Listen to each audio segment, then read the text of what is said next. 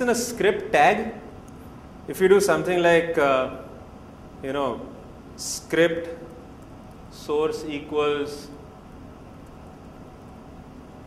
blah blah blah question mark reader.asp, I'm sorry, reader.asp URL equals HTTP. Can't type. Okay, goddamn dashboard. Okay, HTTP.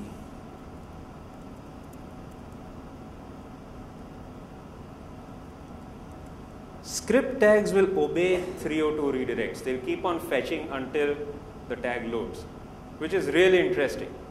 So you can use redirection to disguise your script tags, the origin of the script. And as if this was not enough, you can bit.ly the whole thing down into one. So double redirect, triple redirect, as many times as you want. And then you just do script source is equal to is good, whatever it is. And this script will be rendered and this script will work. So that's how you start hiding your sources. Now, once we've got our attack vector set, how do we populate to the masses? Well, let's resort on some classic web hacking. We can always use SQL injection, cross-site scripting, XSS worms, anything in the user land HTTP level to get our code thrown out to the whole world.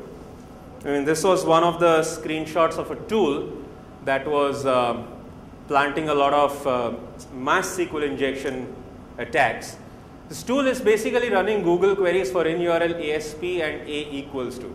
It's pulling out all the pages which have some parameter, something like, I star.asp A is equal to 29, F3 F.asp A is equal to 18, and all these parameters will be tried for SQL injection. If it succeeds, it succeeds. If it doesn't, move on to the next. So this tool just keeps on harvesting URLs which may be potentially SQL injection candidates and just hits it. If it hits, it hits. If it doesn't, it doesn't. What does this SQL injection do? It injects a script tag in every varchar, in every row, in every table, in every database of your backend with a single SQL query. It's pretty clever SQL. I personally am allergic to SQL, but over the years I know I've learned is you can do a lot of things with cursors and stored procedures and whatnot. So you can create your own proc and then use that to inject into every, enumerate the information schema and use that to inject into every character field on the entire database that you have.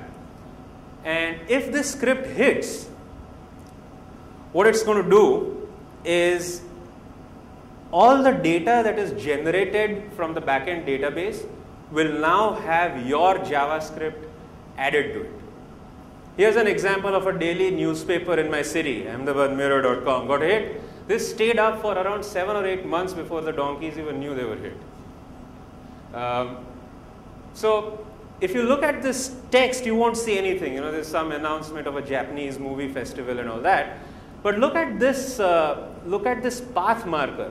You see, all of a sudden, one of these fields you have script source is equal to http iwdown.com e.js. Now, e.js is an unpacking, obfuscated malware delivery mechanism full of common exploits. It delivered 7 or 8 exploits.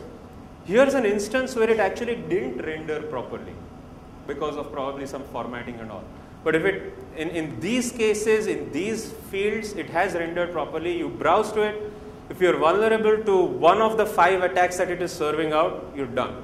You're owned and infected, and then a Trojan will be installed on you right there.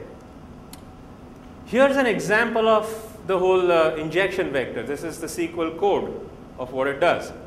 So you declare some cursor procedure-y thingy, whatever it is, and what you do is you append your own script tag. Script source is equal to whatever URL you have, appended to every column which belongs to a user table and its data type is varchar across every object in the database. This is what it does.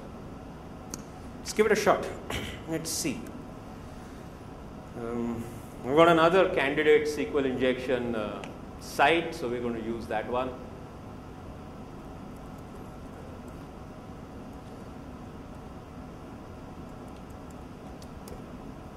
So here's a typical site, stuff that I use in my trainings all the time.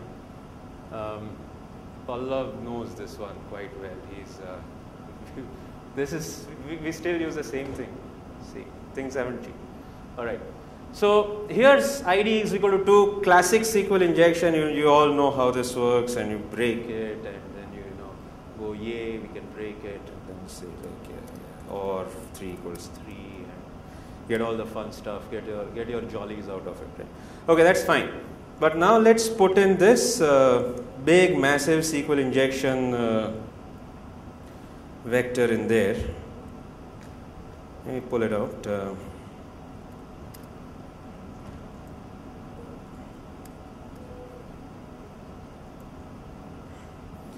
Okay, hang on.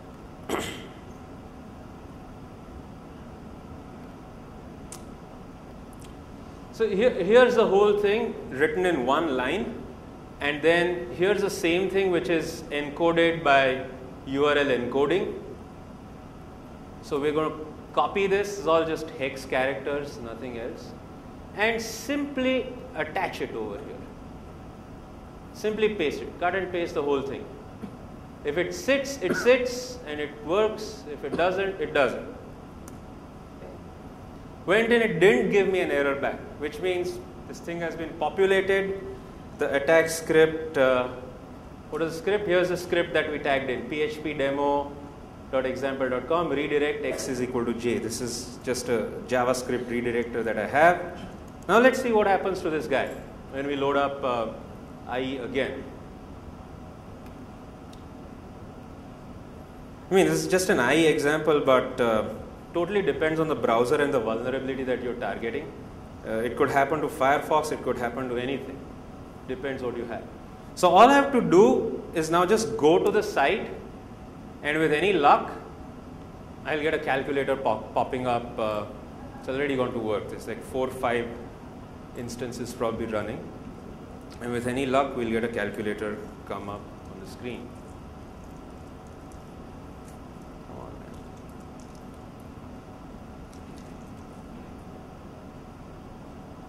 Two, there.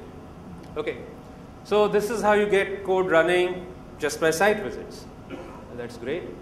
There's another area of attacks which still is a really good area of attack, and that's documents.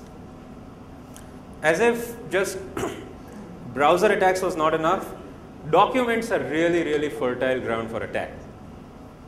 Especially since Adobe decided they want to include JavaScript with their document reader. I mean, why does Adobe want to include JavaScript in their PDF readers? PDF readers are supposed to bloody print documents exactly as they appear so that we don't have to own printers. We're not going to run JavaScript in PDF documents, but Adobe doesn't get that. You look at the size of the Adobe Reader install, 170 megabytes, 200 megabytes, just to view a document. I mean, it's insane. But there's a whole lot of goodies combined in PDF documents. I guess Adobe has that Harry Potter vision. They want to make books that have videos and wizards popping up and all that. So they're packaging all that stuff in there. You have a Flash to PDF bridge which is already bundled. You have an Air to PDF bridge, which again we still need to take a look at. But if you're interested in PDF attacks, one of the talks in this room earlier was on PDF origami. Great stuff. Another guy who's done a lot of good work on PDFs is Didier Stevens. Read his blog, and you learn. This word penetration document format is Didier's copyright. I'm using it without telling him. Okay. Now, the kind of obfuscation and dirty tricks you can pull with PDF. Okay, let me show you. Here's 2 PDFs I have. Right, they can be delivered over